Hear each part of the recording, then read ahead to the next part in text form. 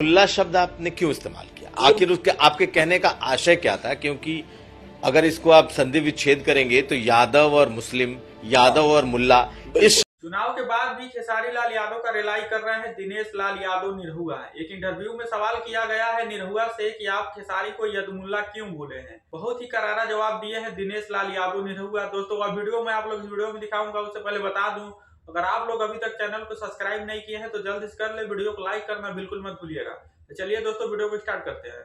चुनाव के वक्त खेसारी लाल यादव और निरहुआ में विवाद शुरू हुआ। विवाद शुरू होता है राम मंदिर को लेकर।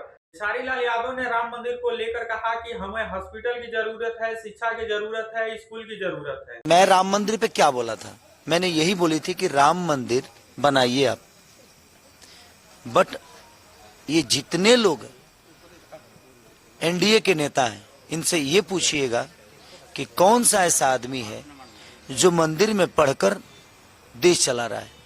उसके बाद से दिनेश लाल यादव निरहुआ ने उसको अलग ही मोड़ दिया, विवाद का रूप में ले गए और खेसारी लाल यादव का रिलाई करना शुरू कर दिए।